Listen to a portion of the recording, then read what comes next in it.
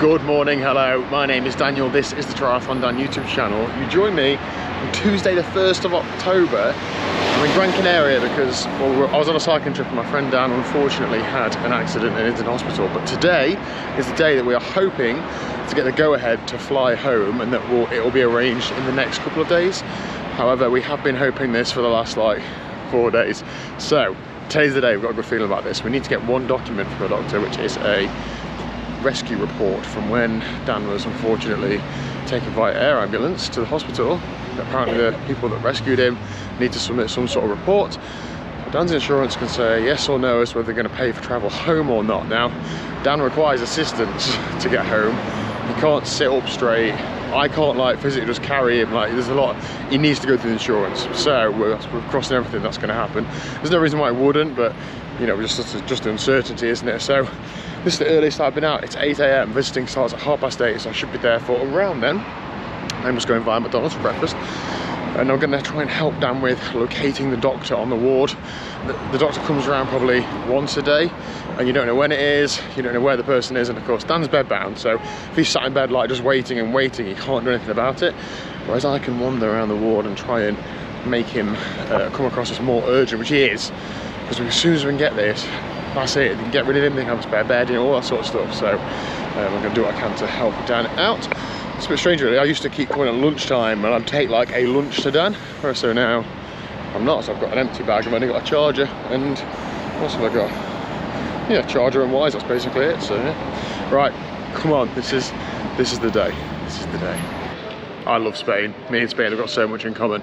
McDonald's doesn't open until 10 AM, mint. And of course every shop here has like a nap from like 1 till 3 PM. I could really get along with life here if it wasn't so hot. I'm sure I'll find some sort of bakery or something on the way. Now power walking again in my flip-flops. Covered some miles on these this week. Okay, so it's now 11 AM and already today's been a bit of a roller coaster. We've gone from trying to get this report, which I've asked everybody for, to now being told that we don't need this report. Dan and I have had to give statements in its place.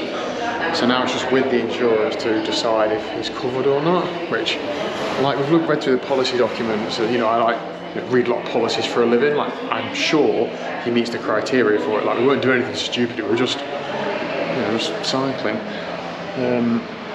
But we're just waiting for that, and then if they give it the okay, then they'll say yes, you're covered, and then they'll arrange the repatriation. What we've just realised is that we could have perhaps contacted the embassy, which we hadn't done yet. I didn't know it was a thing, but apparently they could have been of some help. So that's how we'll apply if they say no. I'm just trying to find. I've just come out because Dan's having like his sort of catheter, his drip givers into his arm. He's having that cleaned, and I don't do well in those sort of situations, so I just come to try and get a drink. And there's a little shop there. I'm trying to find like a cafe or something. You think in a big hospital there was somewhere you could get a coffee, because Dan is gasping for a proper coffee. But I just don't think there is. So we'll keep looking. But I'm going to have a little wander around. But yeah, we'll see. I feel more confident as well, just walking in an area where nobody can understand what you're saying. Absolutely fine. Negative officers. Good lad, just been pointed in the direction of what says cafeteria. Don't want to get too excited because these things often aren't anywhere near what you hype yourself up to think it is, but oh, it's looking at as a cafeteria. Dan won't be fussy. If there is a coffee, and I'm sure he'll be grateful. Let's have a look. Boy, do I have an update for you, for us, for me. By the way, check this out. No cars, so pedestrianised areas, just eating meals in the middle of the street. Brilliant. So it's 3 o'clock. Tomorrow at this time we will hopefully be on our way to the airport, because we have a flight tomorrow evening about 6:30, 7 o'clock with Dan and I on. Dan has some support to get to the airplane. It's not like a private flight, it is just a commercial flight, but Dan has 3 seats, so the plan is that he can make some sort of comfy area with, I don't know, with those spare seats, is the idea anyway. We will see, but he's just like desperate to get home. It's almost like, oh, you'll take whatever.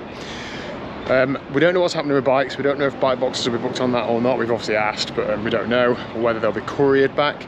If they are couriered back, I'm just trying to think about whether I'll leave them at the hotel or take them to Vadobiki bike shops. They kindly offer to hold on to anything we need to for a while.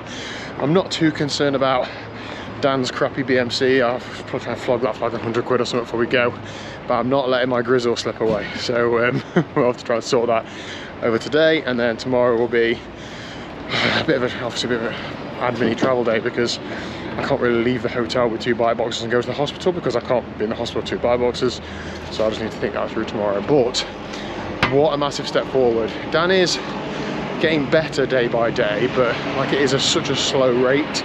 He's still in a lot of pain, and he was able to get up and like use a little walking frame, and he went to the toilet, which is such a big positive.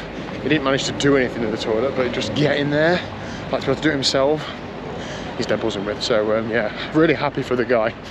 I'm gonna get back today and just make sure that I've packed everything up in the room and that I'm ready to go, so that when tomorrow comes around I'm not got any last minute stresses, because we've had enough of stresses. And yeah, feels like we're getting close to the end. Our flight back as well is flying back to Luton, which is where we flew out from, which is perfect because my car's there. It was looking like for a while that we were going to be flying into anywhere else in the UK, and I was going to have to sort that out at some point in the future, but yeah, it's all good. And it means I can go back to work on Thursday, because I've just been like, I've always sort of half wanted to do this, like go on holiday, never go back to work. I can't afford to do that, so very fortunately I have an understanding boss who's just said, obviously you're back when you're back, and I have to sort out what leave I've got when I get back, because I don't have enough annual leave to cover this time. But we will see. In the grand scheme of things, also just focused on make sure Dan's alright. Time for lunch, I think, and then might even have a siesta. Thanks for watching. Hit like, subscribe. We'll see you tomorrow for, I don't know, some sort of travel vlog, which might be pretty interesting.